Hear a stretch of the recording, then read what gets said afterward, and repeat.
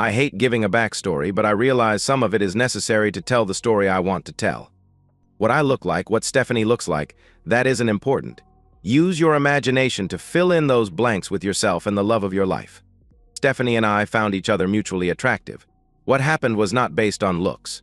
It's a story about love. I'm married to Stephanie. Others called her Steph, but I never did. I found that name beautiful. She also called me Robert, even though everybody else called me just plain Bob.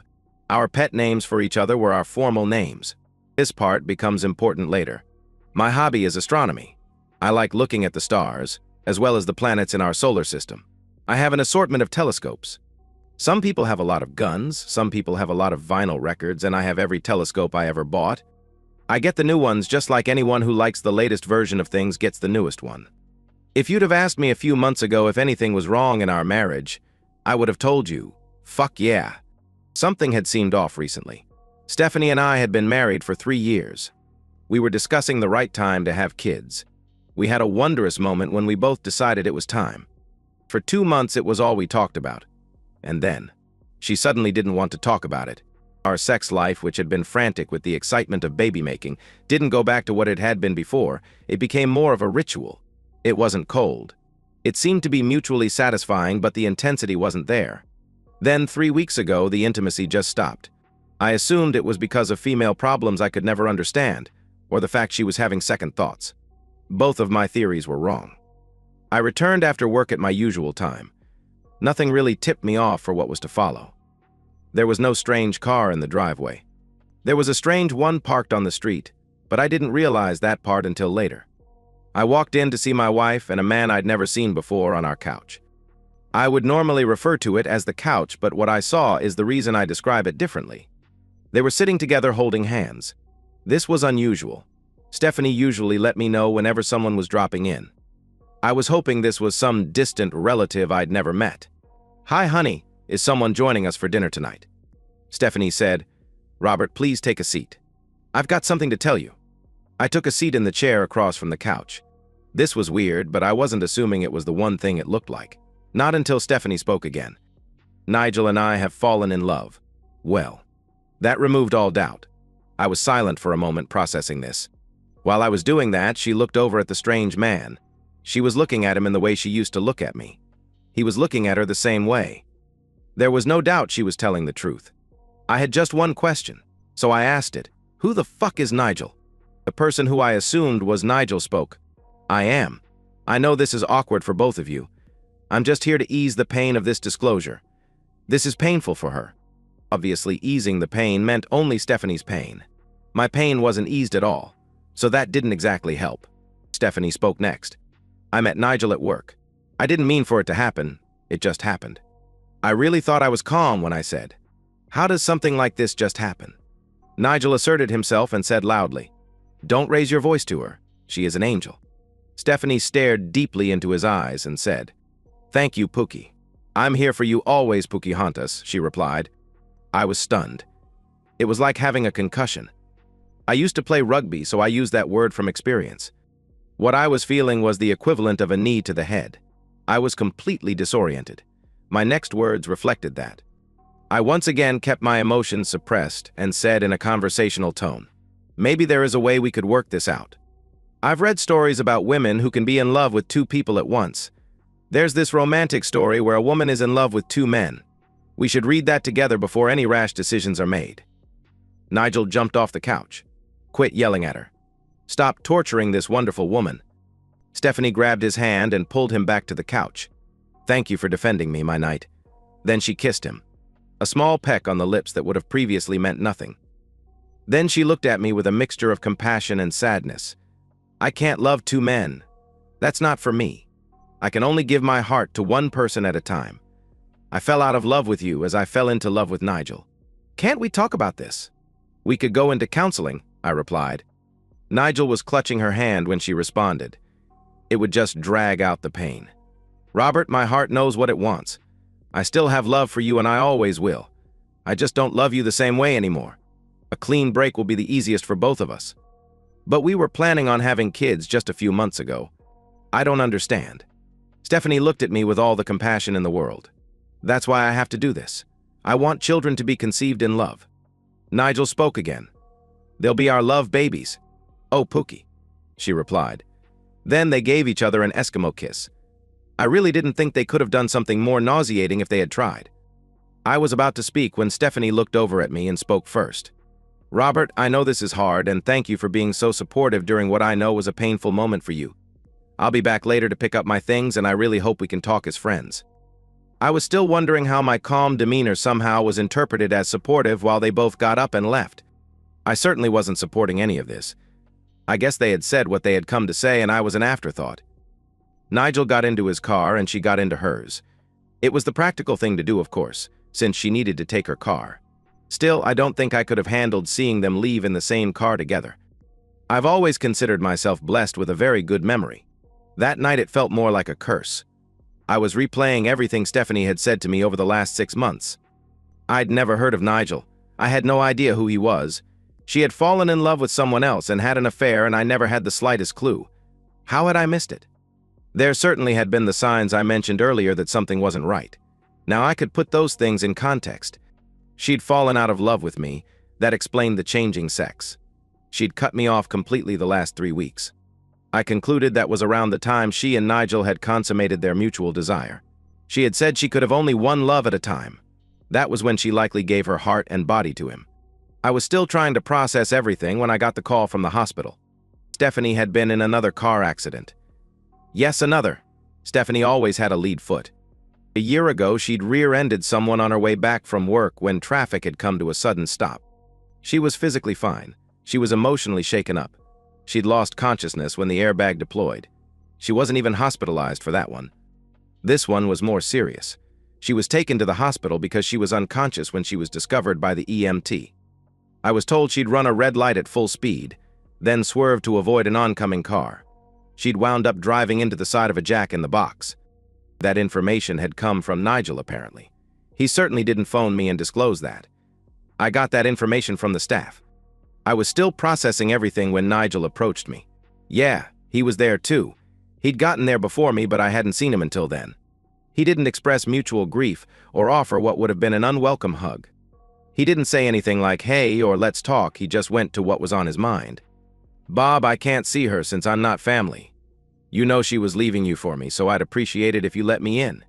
You have to approve it. I'm technically not family, but I am her family." Technically. Given that approach, I gave my response. It was easy. No. If I was you, I'd let her go. I'd be looking to move on. "Let me comfort her," he answered. "No," I answered. "Are you really going to be an asshole at a time like this?" "Yes," I replied. With that, I turned my back on him and walked toward Stephanie's room. He was definitely right. I was being an asshole. I didn't feel bad about it at all, not even a little bit. I barely had time to deal with the hurt when Stephanie announced she was leaving. I hadn't even had time to get to the anger stage. After seeing Nigel and listening to him, grief was turning to anger now.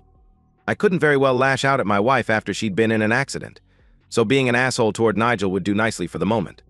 I needed answers, and I hoped I'd get them. Until I did, Pookie was not getting anywhere near her. The fact that he felt pain was a bit of a balm to me at that moment. I was intercepted by Dr. Beller. He looked the part of the wise and experienced doctor. His gray hair gave me comfort that he was a fountain of knowledge. He told me my wife likely had amnesia from what he was able to tell. Otherwise, she was physically fine, just like the last traffic accident. Mentally, though, this one was different. Outside of soap operas, I had no idea what that really meant. What I learned from television was I should whack her on the head again to bring her memories back. I soon learned that soap operas shouldn't be treated as medically accurate. Dr. Beller was very doctor-like in dumbing it down for me. She has retrograde amnesia. I didn't know there were different types. There's also a version called anterograde amnesia. People who have that can't make new memories. Have you ever seen a movie called 50 First Dates? I have. It's actually a criminally underrated Adam Sandler movie, I replied. All Adam Sandler movies are underrated. We'll have to agree to disagree on that. No point in pissing him off. He was her doctor after all. So if she doesn't have that kind, what kind does my wife have? I asked. She has the kind more people have some familiarity with. She can't remember anything after a certain point. She will still make new memories. Is it permanent? I asked. It rarely is. Usually memories do return. It's extremely rare that they never do. How long does it take for them to return? I asked. It varies. It could happen this week. It could take a year. It could take longer. So at any moment she could just suddenly remember everything, I asked. That's a possibility. It could also happen that she begins to remember certain things but not everything. She gradually remembers more and more things. So what you're saying is, you really have no idea what's going to happen, I asked. That's what I'm saying. Also, you should give the water boy another chance. Adam Sandler is a comedic genius. I will. Apparently anybody can become a doctor these days. So much for putting faith in gray hair. I was let in to see my wife. She was awake and alert, as well as confused. Robert. What happened? The doctors tell me only I was in an accident. I grabbed her outstretched hand and she gave mine a squeeze. I squeezed back. What's the last thing you remember? I was coming home from the office. The car in front of me had stopped, but I didn't hit the brakes in time. Her memories seemed to go back to the accident a year ago before this. This was pre-Nigel, from what I'd gathered. It was also interesting to me that her memories returned to the other accident. Had she suffered some serious injury then as well that the doctors hadn't detected? Or was this a coincidence? These were thoughts to discuss with the doctors another time. Or not. Right now I was in the moment. Stephanie, you got into another accident the day you left me. I left you. Why would I ever do that? She replied. You told me you were in love with Nigel. Nigel? Who the fuck is Nigel? She answered. He's someone you know from work. I don't know anybody from work named Nigel, she replied. That was interesting. Either Nigel was new there or she had lied to me about how they met. Look, I don't want to agitate you. We can talk about this another time. You can't just drop a bomb like that and not talk about it. My first thought was, that's exactly what you did to me, you harlot. There was no point in saying that or walking out to spite her for something that she didn't remember. I took the high road. Barely. I told her the story the same way I'd heard it from her. She interrupted several times and came close to accusing me of lying. She couldn't seem to wrap her head around anything I was saying. Once again, that's exactly how I'd felt when she and Nigel declared their mutual love to me earlier that day. She was filled with questions I couldn't answer, like, were you cheating on me? No, Stephanie, I never have and never would, I replied. Did you beat me or something? Same answer as last time, I replied. Then why would I do this without any reason? I kissed her hand. Stephanie, just recover. We have time to talk about this. I'm glad you're okay. Stephanie was kept in the hospital for a few days while the doctors ran tests. I was there every day after work. So was Nigel. Every time I walked in, he would say something like, Bob, can we talk? No, I replied. Bob, you know that. No, I replied. Stephanie eventually was cleared to come back home. Both of us were briefed about what to expect. Stephanie was fine both mentally and physically. Her memories were likely to come back, possibly slowly, possibly all at once. I'd heard it before. She'd heard it before. At this point, Stephanie just wanted to go home. I wanted that too. So we nodded and agreed and signed forms without reading them, just to get the fuck out of there. As we were nodding and signing, Dr. Beller mentioned she could go to work, but her lack of memory could make it difficult. He suggested she might want to take a different job in a similar field. I simply said, Thank you, Dr. Beller, for all you've done. We want to go home now. 5 minutes later, we did just that. We slept comfortably in each other's arms that night. I didn't want to let go of her. It was like having a piece ripped out of me that had suddenly been restored. I never wanted to lose it again. I slept more soundly since this whole thing started.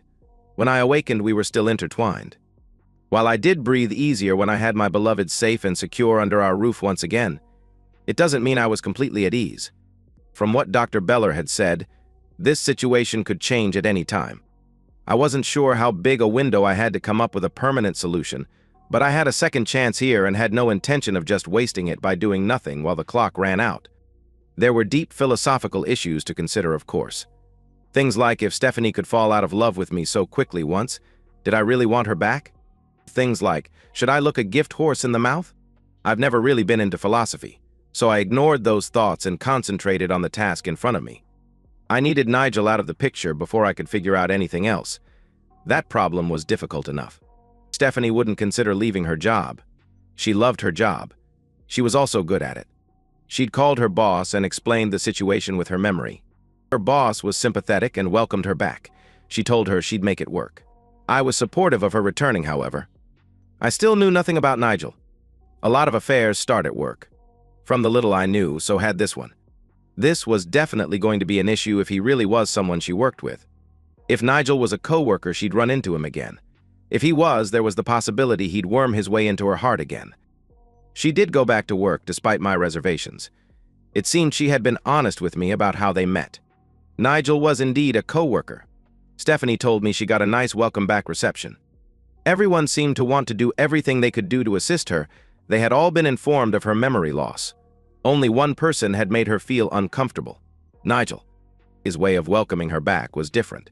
He kept wanting to talk to her alone and kept breaking physical boundaries she was not comfortable with from a coworker, much less a stranger. She had gotten plenty of hugs, but Nigel was the only one that sniffed her hair. Stephanie told me she drew boundaries very quickly. He didn't seem to have gotten the memo. He kept wanting to hold her hand or put his arm around her. All this did was piss Stephanie off. The company where she worked didn't have any kind of non-fraternization policy for coworkers. Fortunately for me, it did have a strict sexual harassment policy. I realize I did say, fortunately for me, I still wasn't ready to think. Fortunately for us, not yet. Nigel got summoned into a meeting by Human Resources and was given the usual company lecture about the policy and told he needed to cease and desist. He also got reprimanded by his supervisor and told he needed to cease and desist. Nigel neither ceased nor desisted. The first thing he did after his dressing down was to confront Stephanie in full view of a lot of witnesses. Instead of talking, he grabbed her and started kissing her. I assumed he'd been expecting muscle memory or something to result in her kissing him back, rather than the slap that followed and the kick to the groin. Nigel was fired for cause.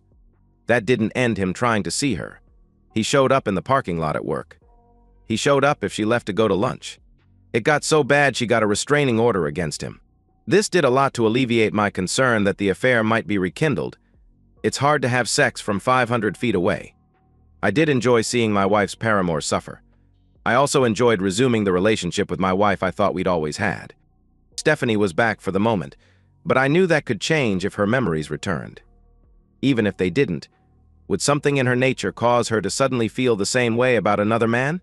One night I was looking at the stars on the balcony with one of my older telescopes. I did that from time to time because I liked thinking of myself as Galileo and wanting to see if I could see what he saw. I could not have drawn the conclusions that he'd drawn, but I wanted to be able to. When I got frustrated, I pointed the telescope at the neighborhood, as I have often done. Damned if I didn't see Nigel in the bushes. Stephanie came out on the balcony and asked what I was looking at. I just told her to look into the telescope. Oh, that is some serious creeper shit. Should I call the cops? Oh no. He wants something to watch. Let's give him something to watch. What do you mean? I want him to see me make love to you. I want him to know you're mine. He'll see you and I naked.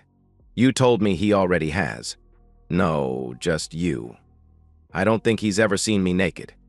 Then it's time he did my hunk. I want him to see what he can never hope to compete against. Let's let him see something from me he will never get or see again.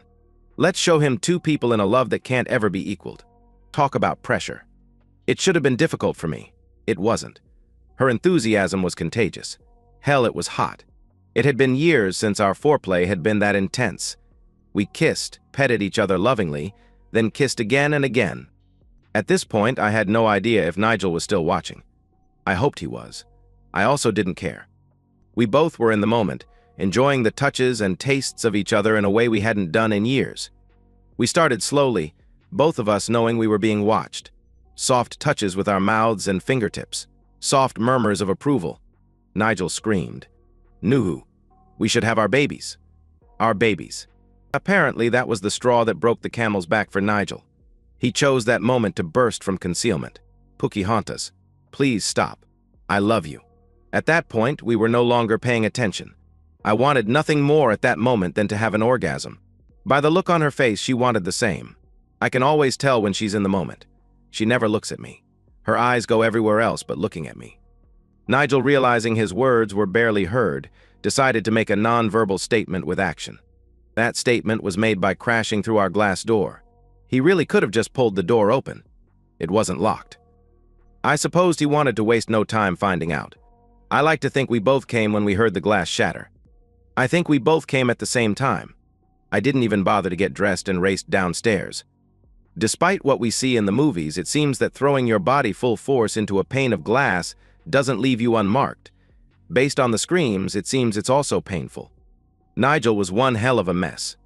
He was halfway in and halfway out, struggling to extricate himself from the glass. I grabbed his hand and yanked him in. He screamed again. His clothing was ripped and his exposed flesh had lacerations all over. Rather than thanking me, he yelled, "Get your hands off me." I wasn't even touching him after I pulled him in while he lay prostrate on the floor. He really seemed unappreciative of the fact he was bleeding and making stains. The area was tiled, but it still would have to be cleaned up. I called 911. At that time, I thought it was a medical emergency. Nigel looked like he'd lost a fight with a chainsaw. After the conversation with the 911 operator, though, I did realize that I was also reporting a crime. I also lived in a city where reporting a crime could result in the person reporting the crime being arrested or shot. Let's just call that city Baltimore. This was one of those situations where I might have been handcuffed and spent a night in a cell because the police just arrested everybody on the scene and let the judicial system sort it out. 2 policemen arrived. One was a fairly large and impressive guy. The other was a smaller woman that gave me the feeling you wouldn't want to fuck with her. While both Nigel and I were told to get down and stay down, Nigel once again tipped the scale in my favor. While we were both in the process of being cuffed, he yelled out to Stephanie, Pocahontas, "I'll be back to save you." The larger cop was Officer Whitecloud. That's all he and his partner needed to hear. I did hope he'd be promoted someday so that he'd eventually be Chief Whitecloud. As the dust settled, the court decided that Nigel had violated a restraining order. He'd also been guilty of breaking and entering on top of that. Nigel was going to be out of our lives for a while. It didn't hurt when Officer Whitecloud took the stand that he mentioned Pocahontas in front of the most liberal judge who could have presided over the case. Did I mention the judge was also a woman who hated stalking? I wanted to kiss her at that moment, but didn't want to push my luck. Nigel went to jail. Oh, not forever. He got a sentence of 2 years and served 3 months. That was still an unexpectedly harsh sentence. He was now a felon. That would put a crimp in his future. He finally seemed to have gotten the message because there was no further communication from Pookie. That was one problem out of the way. There was still the ticking time bomb of her memories returning. I selfishly didn't want that to happen. Given how she now thought about Nigel, I don't think that would have been good for her either. Still, we had to go toward the future prepared for it. I had no doubt if it ever happened we'd be together. I also had no doubt it would be a complication we didn't need. And that's the end of today's story. If you enjoyed it, please give this video a thumbs up and drop a comment below. Your support helps the algorithm push my content further. If you're new to the channel, don't forget to hit that subscribe button. It really helps me keep creating more stories for you. Thanks for watching, and I'll see you in the next one.